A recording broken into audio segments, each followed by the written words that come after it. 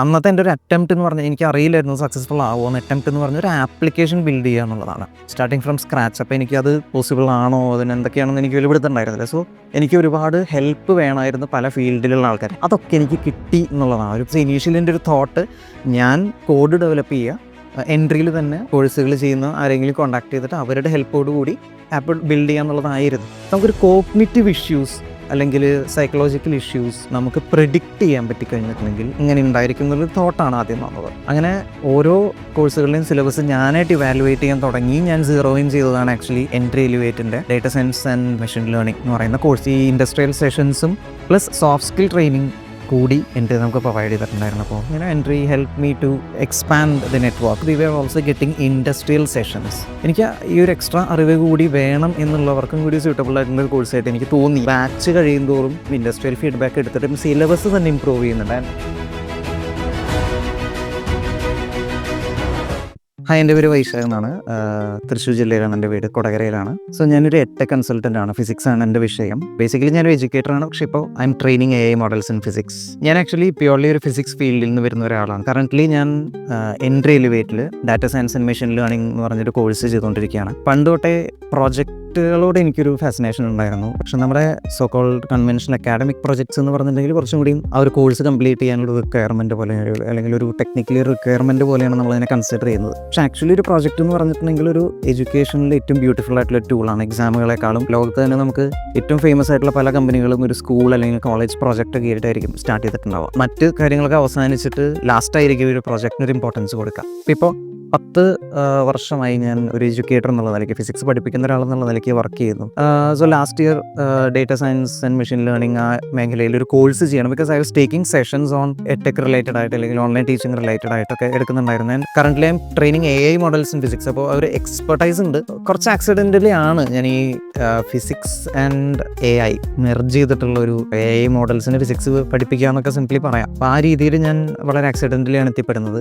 അപ്പോഴാണ് എനിക്ക് അക്കാഡമിക്കലി കൂടി AI data science machine learning ആ രീതിയിൽ പഠിക്കണം എന്നെനിക്ക് തോന്നിയത്. ഏതെങ്കിലുമൊക്കെ ഒരു കോഴ്സ് നമ്മൾ എൻക്വയറി ചെയ്യുമ്പോൾ ഒരുപാട് അപ്രോച്ചസ് നമുക്ക് ഉണ്ടാവും. പക്ഷേ പല സിലബസുകളും എനിക്ക് കുറച്ച് ഔട്ട്ഡേറ്റഡ് ആയിട്ട് തോന്നി, അല്ലെങ്കിൽ ചിലത് ടു മച്ച് ആയിട്ട് തോന്നി ഫോർ എ ബിഗിനർ. അങ്ങനെ ഓരോ കോഴ്സുകളുടെയും സിലബസ് ഞാനായിട്ട് ഇവാലുവേറ്റ് ചെയ്യാൻ തുടങ്ങി. ഞാൻ സീറോയിൻ ചെയ്തതാണ് ആക്ച്വലി എൻട്രി എലിവേറ്റിൻ്റെ data science and machine learning എന്ന് പറയുന്ന കോഴ്സ്. ചെറിയ കേക്ക് എന്ന് പറയുന്ന പോലെ അതിൻ്റെ കൂടെ ഈ ഇൻഡസ്ട്രിയൽ സെഷൻസും പ്ലസ് സോഫ്റ്റ് സ്കിൽ ട്രെയിനിങ് കൂടി നമുക്ക് പ്രൊവൈഡ് ചെയ്തിട്ടുണ്ടായിരുന്നു. അപ്പോൾ ആ കോഴ്സിൻ്റെ ഓരോ മൊഡ്യൂളിൻ്റെ എൻഡിലും പ്രോജക്റ്റ് ഉണ്ടായിരുന്നു. അതായിരുന്നു എൻ്റെ ഏറ്റവും വലിയ ഒരു അട്രാക്ഷൻ എന്ന് പറയുന്ന ഒരു കോഴ്സ് എടുക്കാം. സോ മൊഡ്യൂൾ എൻഡ് പ്രോജക്ട്സ് ഒക്കെ കുറച്ചുകൂടി ഈസി ആയിരുന്നെങ്കിൽ ടൈം ക്രഞ്ച് ഉണ്ടായിരുന്നു. പക്ഷേ when it came to the final project, so ഈ ഒരു ടൈമിൽ ഞാൻ ലിങ്ക്ഡിനിൽ കുറച്ചുകൂടി ആക്റ്റീവായി. അങ്ങനെ Entri help me to expand the network. അപ്പോൾ അതും ഭയങ്കര ഇമ്പോർട്ടൻ്റ് ആയിട്ടുള്ളൊരു കാര്യമാണ്. ഇപ്പോൾ പ്രത്യേകിച്ച് ഈ ഒരു ടൈമിൽ ഫൈനൽ പ്രോജക്റ്റിലേക്ക് വന്നപ്പോൾ we had time actually. And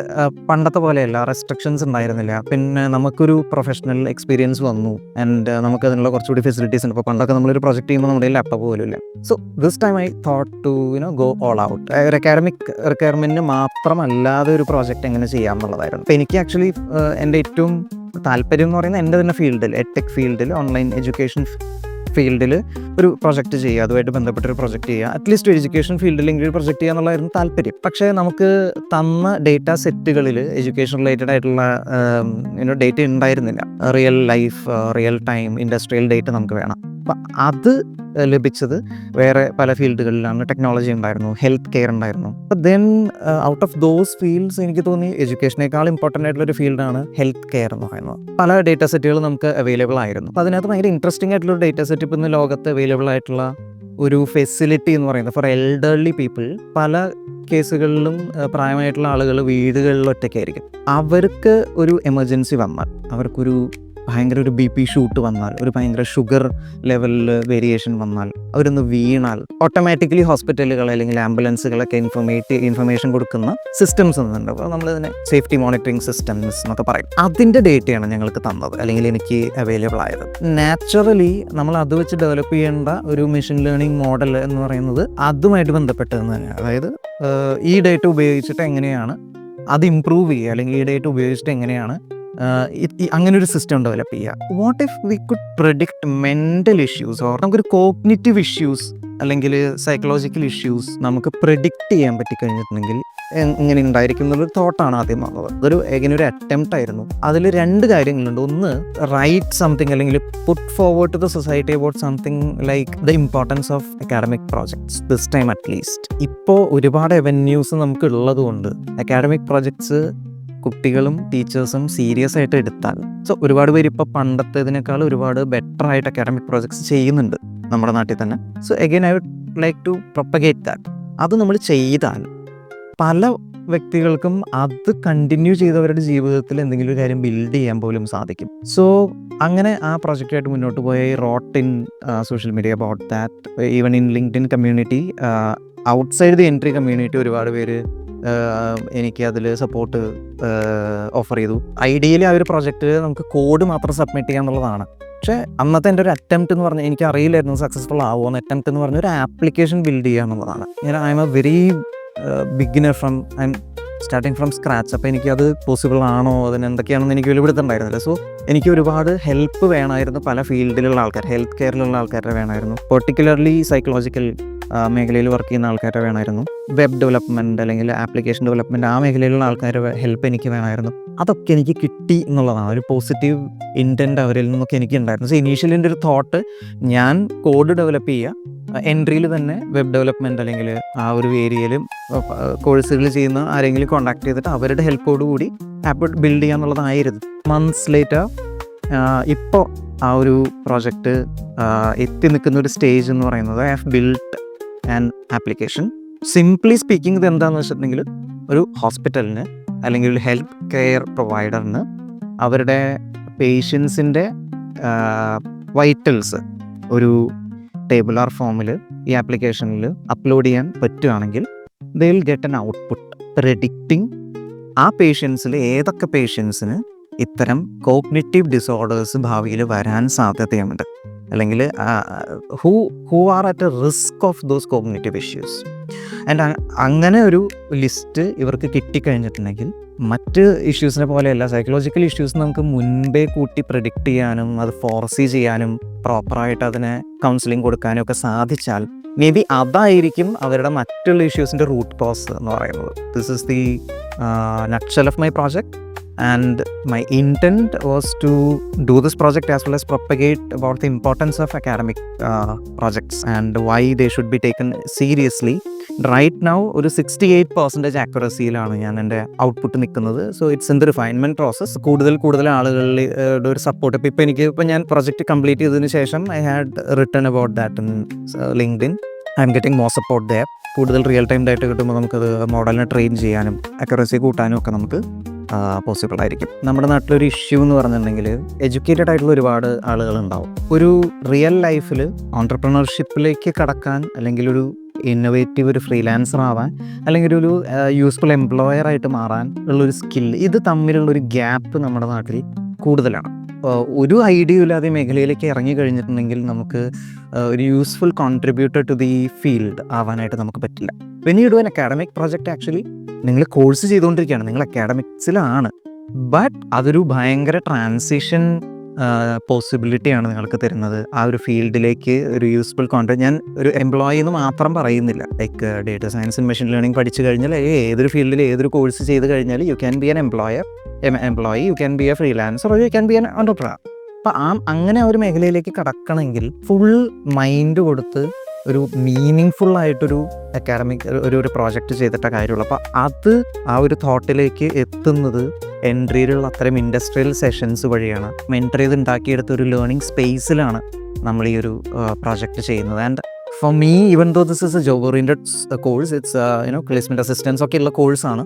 personally ഞാനിതൊരു പ്യുവർലി അപ്സ്കില്ലിംഗ് എന്നുള്ള നിലയ്ക്കാണ്. അപ്പോൾ അങ്ങനെ അപ്സ്കില്ലിംഗ് ചെയ്യാൻ ആഗ്രഹിക്കുന്നു. എനിക്ക് ഡേറ്റ സയൻസ് ആൻഡ് മെഷീൻ ലേണിങ്ങിനെ പറ്റി അറിയണം, പഠിക്കണം. എനിക്ക് ഈ ഒരു എക്സ്ട്രാ അറിവ് കൂടി വേണം എന്നുള്ളവർക്കും കൂടി സ്യൂട്ടബിൾ ആയിട്ടുള്ള ഒരു കോഴ്സായിട്ട് എനിക്ക് തോന്നി ഞാനിതിൻ്റെ സിലബസ് നോക്കിയപ്പോൾ. ആൻഡ് മോട്ടീവ് എൻഡ് പ്രോജക്ട്സ്, അപ്പോൾ ഒരു ഇൻ ടോട്ടൽ ഈ ഒരു ഫൈനൽ പ്രോജക്റ്റ് അടക്കം ഞാനൊരു 5 to 6 പ്രോജക്ട്സ് നമ്മൾ ചെയ്ത് കഴിഞ്ഞു. അപ്പോൾ ആ പ്രോജക്റ്റുകളിലൂടെ നമുക്ക് കിട്ടുന്ന ഒരു ഹാൻഡ്സ് ഓൺ എക്സ്പീരിയൻസ്, അതാണ് മറ്റൊരു ഇമ്പോർട്ടൻ്റ് ആയിട്ടുള്ള കാര്യം. ഇവരുടെ സിലബസ് എന്ന് പറയുന്നത് ബാച്ച് കഴിയും തോറും ഫീഡ്ബാക്ക് എടുത്തും ഇൻഡസ്ട്രിയൽ ഫീഡ്ബാക്ക് എടുത്തിട്ടും സിലബസ് തന്നെ ഇമ്പ്രൂവ് ചെയ്യുന്നുണ്ട്. അത് എനിക്ക് ഭയങ്കര ഇഷ്ടപ്പെട്ടൊരു കാര്യമാണ്. അപ്പോൾ അവരോട് നമ്മൾ സംസാരിക്കുന്ന സമയത്ത് അവർ നമ്മളോട് ഇൻട്രാക്ട് ചെയ്ത് നമുക്ക് ഇൻപുട്സ് തരുന്നത് ആ സിലബസിൻ്റെ മാത്രമല്ല, ആ മേഖലയിൽ വർക്ക് ചെയ്യുന്ന ആൾക്കാരെന്നുള്ള നിലയ്ക്ക് ആ റിയൽ ടൈം അവരുടെ ഇൻഡസ്ട്രിയൽ എക്സ്പീരിയൻസ് കൂടിയാണ്. അപ്പം അതെങ്ങനെ നമുക്ക് കിട്ടും? റിയലി ഒരു പ്രൊജക്റ്റ് റിയൽ ടൈം പ്രൊജക്റ്റ് ചെയ്താൽ മാത്രമാണ് അത് നമുക്ക് കിട്ടുക. അത് ഈ മേഖലയിൽ മാത്രമല്ല, ഏത് മേഖലയിലും അങ്ങനെയാണ്. നമ്മുടെ റിസർച്ച് മേഖലയിലും കൂടുതലായിട്ട് കൊണ്ടുവരേണ്ട കാര്യമാണ്. ആ ഒരു റിസർച്ച് കംപ്ലീറ്റ് ചെയ്യാൻ വേണ്ടി മാത്രമാണോ, ഒരു ഡോക്ടറേറ്റ് എടുക്കാൻ വേണ്ടി മാത്രമാണോ അങ്ങനെ ചെയ്യുന്നത്? അങ്ങനെ അല്ലാതെ ചെയ്യുന്ന ഒരുപാട് പേരുണ്ട്. നല്ല ഫ്രൂട്ട്ഫുള്ളായിട്ടുള്ള, ഇപ്പോൾ പേറ്റൻറ്റ് വരെ എടുക്കാവുന്ന തരത്തിൽ റിസർച്ച് ചെയ്യുന്ന ഒരുപാട് പേരുണ്ട്. അതിലേക്ക് നമ്മൾ എത്തണം. അപ്പോൾ അതിലേക്ക് എത്താനുള്ള പടികളാണ് ഇത്തരം പ്രോജക്റ്റുകൾ. എൻട്രിയിൽ നമുക്ക് കിട്ടിയിട്ടുള്ള ഇൻഡസ്ട്രി സെഷൻസിൽ ഒരുപാട് ഹാൻഡ്സ് ഓൺ സെഷൻസ് ഉണ്ട്. ഓഫ്ലൈൻ സെഷൻസ് ഉണ്ട്, ഓൺലൈൻ സെഷൻസ് ഉണ്ട്. നമ്മൾ റിയൽ ആയിട്ടുള്ള പ്രൊജക്റ്റുകൾ അവരുടെ കൂടെ ചെയ്ത് പഠിക്കുകയാണ്. ലേണിംഗ് അവിടെ നിൽക്കുമ്പോഴും, ഒരു പ്യുവർ ഒരു കൺസെപ്ച്വൽ ലേണിംഗ് അല്ലെങ്കിൽ ഒരു text book kind of learning അവിടെ നിൽക്കുമ്പോഴും അതിനെ ഇങ്ങോട്ട് ഒരു ഇൻഡസ്ട്രിയായിട്ട് കണക്ട് ചെയ്യുന്ന ബ്രിഡ്ജുകളാണ് ലിങ്ക്ഡ്ഇൻ എക്സ്പോഷർ ആയാലും, ഗിറ്റ്ഹബ് റിലേറ്റഡ് ആയിട്ടുള്ള ആയാലും, ഇൻഡസ്ട്രിയൽ സെഷൻസ് ആയാലും, ഈവൻ സോഫ്റ്റ് സ്കിൽ ആയാലും. ലൈക്ക് ഇപ്പോൾ നമുക്ക് ഇത്ര കൊല്ലത്തെ എക്സ്പീരിയൻസ് ഉണ്ട്, വർക്ക് ചെയ്തു, ഇൻഡസ്ട്രിയൽ എക്സ്പീരിയൻസ് ഉണ്ടെന്ന് പറഞ്ഞിട്ട് കാര്യമില്ല. സോഫ്റ്റ് സ്കിൽ നമ്മളിങ്ങനെ പോളിഷ് ചെയ്തുകൊണ്ടേ ഇരിക്കണം. അപ്പോൾ അതിൽ ഭയങ്കര ബ്യൂട്ടിഫുൾ ആയിട്ടുള്ള ടൂളായിട്ട് എൻട്രി യൂസ് ചെയ്യുന്നത് ഇനീഷ്യലി സ്പീക്കത്തോൺ എന്നാണ് അറിയപ്പെട്ടിരുന്നത്, ഇപ്പോൾ ബ്ലാബ് ലാബ്സ് എന്നാണ് അറിയപ്പെടുന്നത്.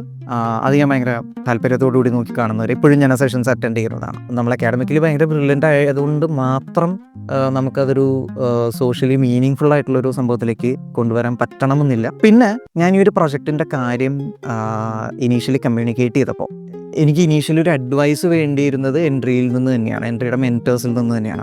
അപ്പോൾ അവിടെ നിന്ന് എനിക്ക് കിട്ടിയൊരു മോട്ടിവേഷൻ എന്ന് പറയുന്നത് all of us support each other. പലർക്കും പല സ്കില്ലുകളായിരിക്കും, ഇത് കൊളാബറേറ്റ് ചെയ്ത് കാര്യങ്ങൾ ചെയ്യുന്നതിൻ്റെ ഒരു കാലമാണത്. The learning culture that we are developing here, and അതിൻ്റെ ഔട്ട്കമാണ് ഇങ്ങനെയുള്ള പ്രോജക്റ്റുകൾ ചെയ്യാൻ നമുക്കൊരു അവസരം കിട്ടുക എന്നുള്ളത്. അപ്പോൾ ഈ ഒരു പ്രൊജക്റ്റ് ഇങ്ങനെ ചെയ്ത് കഴിയുമ്പോൾ ഇത്രയാണ് ചെയ്യേണ്ടത്. അതിൽ നിന്ന് നമ്മളൊരു എക്സ്ട്രാ മൈൽ പോയിട്ടുണ്ടെങ്കിൽ ആ ഒരു എക്സ്ട്രാ മൈലായിരിക്കും റിയൽ ലൈഫിലേക്ക് ഇത് ഇംപ്ലിമെൻറ്റ് ചെയ്യുമ്പോൾ അല്ലെങ്കിൽ ഈ മേഖലയിലേക്ക് നമ്മൾ കടക്കുമ്പോൾ നമുക്ക് കിട്ടാൻ പോകുന്നത്. Overall as A person also നമ്മുടെ ഒരു ഡെവലപ്മെൻറ്റിനും ഭയങ്കര ഇമ്പോർട്ടൻ്റ് ആയിട്ടുള്ളൊരു കാര്യമാണ്. സോ ഇങ്ങനെയുള്ള കോഴ്സുകൾ ജോബ് ഓറിയൻറ്റഡ് സെഷൻസ് ആകുമ്പോൾ പോലും, അല്ലെങ്കിൽ ജോബ് ഓറിയൻറ്റഡ് ആയിട്ട് അവർ ഇൻറ്റൻഡ് ചെയ്യുമ്പോൾ പോലും, if you want to really upskill in to these fields, I mean no matter what ever fields you are in right now, ഇപ്പോൾ AI, data science, machine learning related ആയിട്ട് മാത്രം work ചെയ്യുന്നവർക്കുള്ളതല്ല ഇങ്ങനത്തെ കോഴ്സുകൾ. പണ്ട് നമ്മൾ കമ്പ്യൂട്ടറിനെ പറ്റി പഠിച്ചിരുന്ന പോലെയാണ്. എല്ലാ മേഖലയിലുള്ളവർക്ക് കമ്പ്യൂട്ടർ ആവശ്യമാണ് എന്ന് പറയുന്ന പോലെ ഞാൻ വർക്ക് ചെയ്യുന്നത് ഫിസിക്സാണ്. ഞാൻ ഫിസിക്സാണ് പഠിപ്പിക്കുന്നത്, എനിക്ക് AI അറിയണ്ട എന്ന് പറയരുത്. ഞാൻ സ്കൂളിലാണ് പഠിപ്പിക്കുന്നത്, എനിക്ക് AI അറിയണ്ട എന്ന് പറയരുത്. You should be what ever field you are in, you should be able to use. ഇപ്പോൾ എൻ്റെ ഈ പ്രോജക്റ്റിൽ പോലും ഞാൻ AI യൂസ് ചെയ്തിട്ടുണ്ട്, ഞാൻ ChatGPT യൂസ് ചെയ്തിട്ടുണ്ട്. But that doesn't mean ChatGPT ആണ് എൻ്റെ പ്രൊജക്റ്റ് മുഴുവൻ ചെയ്ത് തന്നത് എന്നൊരർത്ഥമില്ല അതിന്. അത് നമ്മളങ്ങനെ ഷൈ ഔട്ട് ചെയ്യേണ്ട കാര്യമില്ല. ബിക്കോസ് അത് നമുക്ക് കിട്ടുന്ന ഫ്രീ ആയിട്ട് കിട്ടുന്ന ഏറ്റവും ബ്രില്യൻ്റ് ആയിട്ടുള്ള ടൂളാണ്. അങ്ങനെയുള്ള ഒരു വ്യൂ പോയിൻറ്റും എനിക്ക് കിട്ടിയത് എൻട്രി വഴിയാണ്. മുമ്പ് എനിക്ക് ഇപ്പോൾ നമ്മളിങ്ങനെ ഒരു പ്രൊജക്റ്റ് ഇതിന് മുമ്പായിരുന്നെങ്കിൽ ഞാൻ ഇങ്ങനെ ഒരു പ്രൊജക്റ്റ് ചെയ്യുമ്പോൾ ഞാൻ ChatGPT ഉപയോഗിച്ച് എനിക്ക് എൻ്റെ മനസ്സിൽ അയ്യോ ഞാൻ ChatGPT യൂസ് ചെയ്തല്ലോ എന്നൊരു തോന്നലുണ്ടാവും. പക്ഷെ അങ്ങനെയല്ല. You should use that. നമുക്ക് ക്ലറിക്കൽ പണികൾ എടുപ്പിക്കാം അങ്ങനെയുള്ള മോഡൽസിനെ കൊണ്ട്. നമ്മുടെ തോട്ട് പ്രോസസ്സ് നമ്മുടെ ആയിരിക്കണം, ഇൻറ്റൻറ്റ് നമ്മുടെ ആയിരിക്കണം, ഈ പ്രൊജക്റ്റിന് പിന്നിലുള്ള മോട്ടിവേഷൻ നമ്മുടെ ആയിരിക്കും. And for all of you who are looking forward to get into such courses into this field, happy learning.